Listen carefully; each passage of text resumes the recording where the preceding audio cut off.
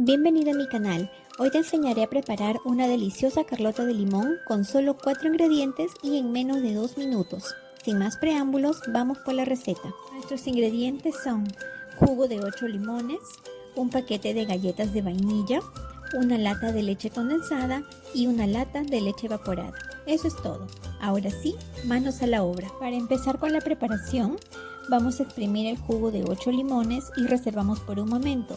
Luego cogemos nuestro vaso de la licuadora y vertemos todo el contenido de la leche condensada.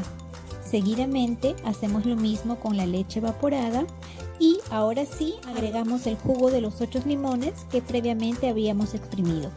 Con toda esta mezcla en el vaso de la licuadora procedemos a licuar. Luego cogemos nuestro recipiente y colocamos las galletas de vainilla en la base y agregamos la primera capa de la carlota de limón. Esparcimos la mezcla de forma uniforme para volver a agregar la segunda capa de galletas vainilla.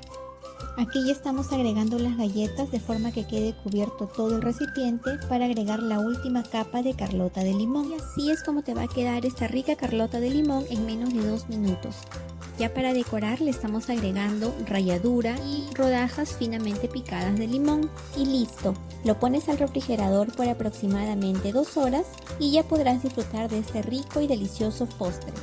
No olvides seguirnos si te gustó el video y suscribirse al canal para que te lleguen todas nuestras recetas.